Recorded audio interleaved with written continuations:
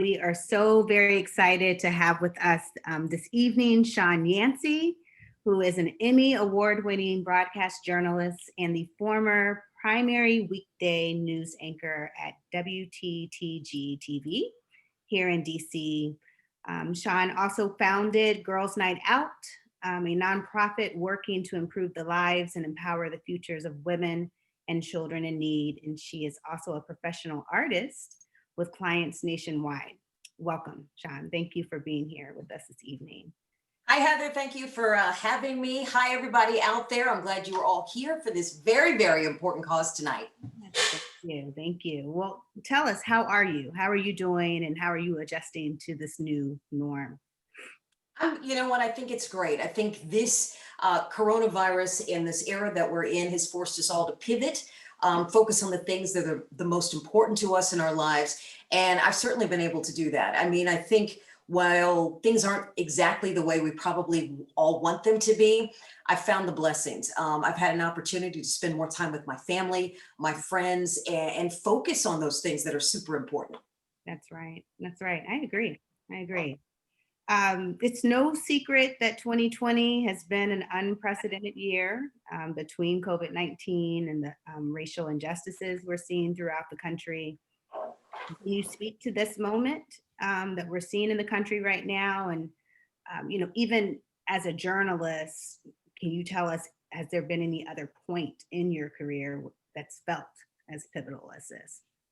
I don't think throughout my journalistic career, there has been another moment that was quite like this. I mean, when you go back to the days after George Floyd was murdered, and we saw the protest and the people demanding justice, civil rights. It wasn't just here in the nation's capital. It wasn't just here in the United States. It was global.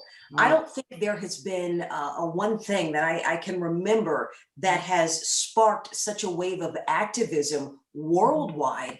And well, yeah, that was an absolutely horrible thing to happen. We all know that. But I think when you combine that and the fact that we did have coronavirus, so people were at home, people were working from home. Because of that, we were able to see those sustained protests, those sustained marches for days, for weeks, for months. And so while there was a negative aspect of everything that was going on, we can look at the positive that came from it too. Right. Yeah. Here at hand, we are committed to centering our work on racial equity. And even at the time that we saw with the death of George Floyd, we were maybe about 5 years into our own journey. And what we've noticed even as a team, we said this is more, it's been a red carpet of sorts to no longer have to explain why we're wanting to connect dots for our members and those that are working in community development, why we all should be looking at this racial equity issue and thinking about what it means for us in this moment.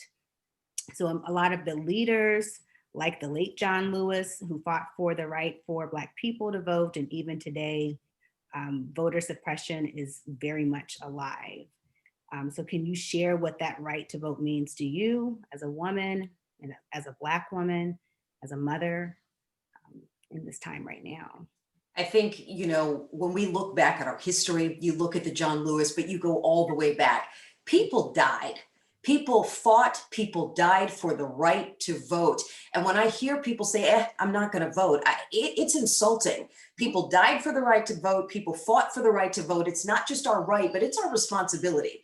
And I hate to hear people complain. And then you go back and you say, well, I don't like how this turned out and this turned out. But my question was, did you vote?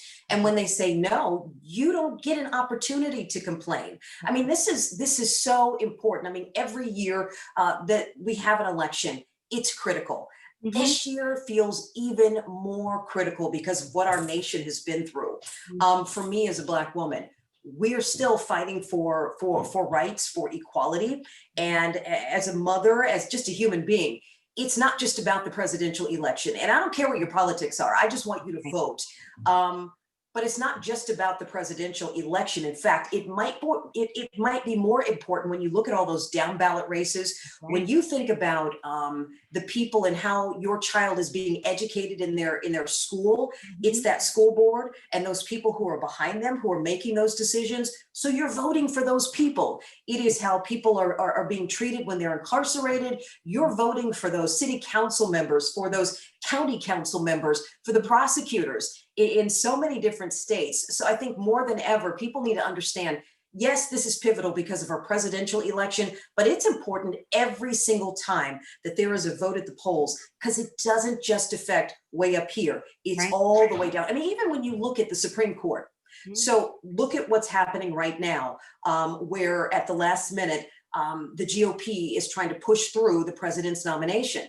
Um, those votes for your lawmakers, the lawmakers who sit in office for decades. Mhm. I mean, that's just a personal pet peeve of mine. Yeah. We need to have term limits there, but Congress isn't going to vote themselves out. But we as voters, we have that power to do that. And I just want people to understand how important and how critical and how much power we actually have. Mhm. Mhm. I couldn't have said it better. Thank you. That was an excellent answer. Yeah, so we talk a lot about having a plan to vote, and that's what our guests, today we've been talking about. Yep. What is your actual plan for your friends, for your family, to get your vote out? So a funny thing is, I'm on the phone right now texting with two different groups of friends, and everybody's talking about when they're voting, how they already send in their ballots. So we vote, we'll vote this year as a family. So I have three sons. My oldest son, the first time he was able to vote when he was 18 was the first election for Barack Obama. So he actually went with me to the polls to cast his very first ballot. This year, my middle son, it will be the first time that he can vote, and we just kind of went over his ballot with him. So we went down step by step, each race, each question. So he will mail in his ballot. My husband and I, we will go tomorrow to the polls, and we'll take our youngest child with us just to observe the process. But I mean, we've been hearing about long lines in a lot of different places. And my parents voted on Saturday in Indianapolis, Indiana. They were in line for 8 hours, Mhm. just waiting to vote in their community. And I said, Mom, did you guys have food? Did you have water? She said, yeah, we had food and we had snacks. The church where they went and voted actually came out and started giving people things. And then a food truck showed up, but I'm already prepared. We've got snacks. We'll have some water with us, whatever it takes. We're not going to get out of that line tomorrow because this is critical. Yep, that's right. And shout out to Indiana. That's where I'm from, Shawn. Are you? Yes, yes. Where are you from in Indiana? I know we're not supposed to be veering off track here, but I what? know. So I've got my brothers there in Indianapolis, but I grew Okay. up in Evansville, so southern Indiana, and then my parents and family are mainly in Gary and Chicago area. So Okay, I'm from Indianapolis. I got friends yeah, and family okay. in Gary, so I know Indianapolis very well. Right. Shout out to the Hoosier State. Yes, Midwest is deep in hand. He's also from Detroit, so we All right, here. very good, very good. So one of the reasons we were excited to speak with you in particular is because you not only have such an impressive career in journalism, but also such a strong commitment to our communities and the work that we do to support the creation of affordable housing. We share that commitment with you. So wanted to give you an opportunity to talk a little bit about Girls Night Out and the work that you're doing there. Thank you very much. I appreciate that. You can see a Girls Night Out by Shawn Yancy background is up behind me. Girls Night Out by Shawn Yancy is now 501c3. We became a nonprofit about 2 years ago. We started our mission 10 years ago with a handful of women in my living room as sort of like a girlfriend get together, clothing swap, and whatever clothes we didn't swap with each other, we donated to a local charity. And then we started with an African village. Over the years, that has grown from, 5 girlfriends to a public event where we are raising money. And our mission is to improve the lives of women and children and to empower their futures the best way we can economically by helping them develop you know, many times, I mean, we look at what's happening right now in the midst of coronavirus, like you're talking about, you guys are focused on affordable housing. We're trying to make sure that the parents don't have to make that choice between paying their rent, buying food, or giving their kids a warm winter coat. So right now we're raising money to provide warm winter coats for children. We've pivoted in programs we weren't necessarily, didn't necessarily have in stone. We're giving out free meals. We're giving out what we call like go bags to women and children who are forced into shelters because they're victims of domestic abuse, or just because they don't have any other place to live right now. But I think what the most important thing is just trying to provide and help inspire and empower someone, some woman and some child somewhere, to help them the best that we can. I think we all look at life and we're very fortunate for everything that we have, and any way that we can help out someone else, I think is a brilliant thing. What you guys are doing is tremendous.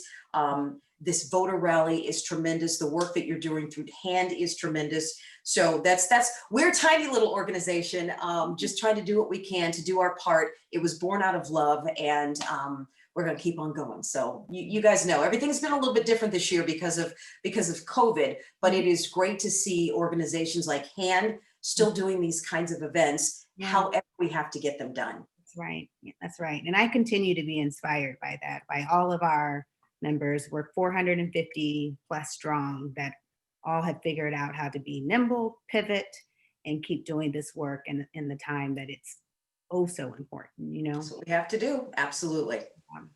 Shawn, tell us, do you have a favorite voting memory? Well, my favorite voting memory, I think I'm going to share, I shared with you. It was actually when my 18-year-old was, well, he's not 18 anymore, but when he was 18 and he was able to vote in that first election. And for him, you know, to see a Black man that looked like him who was running for president of the United States, and for him to be able to go with me and vote in that election was huge. And for me that night, as a journalist, we're supposed to be impartial. And that night on the air, probably about 10 minutes before we went on the air at 10 o'clock, I called my grandmother who lives in Omaha, Nebraska, and I was talking to her about the election. And she said, you know, I never thought I'd see in my lifetime that we would have the opportunity to vote for a person of color for president. This is huge. She said, I don't know what the outcome is going to be. I hope Barack Obama wins, but you know, no matter what, it was huge. So I got off the phone with her, and right before we went on the air, the network called the election for Barack Obama. So we came out, and while we were supposed to be very impartial, my co-anchor, who at the time was a white male, he looked at me, you know, after we said, you know, it's been called, Barack Obama is going to be the next president of the United States. And he said, I can't begin to imagine what this must mean for you. And I was able to share the story of my grandmother, and I shared the story of my son going to vote for the very first time this year. And in that moment, I wasn't just the journalist, it was a little bit personal. Well, I didn't say who I voted for, but I mean, it was just the emotion of being able to vote for a man who looked like my dad, who looked like my sons. And for me, I think that's probably the most special voting moment that I've experienced in my lifetime. Yeah, definitely one of those moments that I think so many of us remember. Well, we're not going to keep you long. I have one last question for you. We want to know what's next for you. We miss seeing you on our TV screens, but let us know how we can keep up with you going forward. I love that you asked that question. I'm not going anywhere, and I would. Thank you for giving me this opportunity. Please, follow me on social media. I love Instagram, so I'm on Instagram, and my Instagram name is Yancy World. But what we're launching, in fact, tomorrow, I'm launching a new web show on YouTube that is called Shawn Yancy World. And our very first guest is none other than my former colleague and dear girlfriend, Allison Seymour. So for those of you from the DC area, you know what I'm talking about. We're going to be spilling a little tea, having a lot of fun, and just talking about life. So please subscribe to my YouTube channel. It is Shawn Yancy World, and tune in. We're going to be talking about things that matter, from politics to relationships to romance to voting, to food, you know, a little bit of everything on the show. So please Tune in, and I hope you enjoy it. And thank you guys so much. I'm so proud of the work that you're doing in our community. And thank you for inviting me tonight to share. Whatever you do, if you're watching right now, vote, vote, vote, vote, vote. That's right. That's Like right. your life Vote, depends on vote. it. That's right. That's right. Thank you so much, Shawn. We truly appreciate you for taking the time today. And we echo those same sentiments, everyone, to vote, get your plans together. Before we wrap things up, we'll turn things back to Courtney Battle.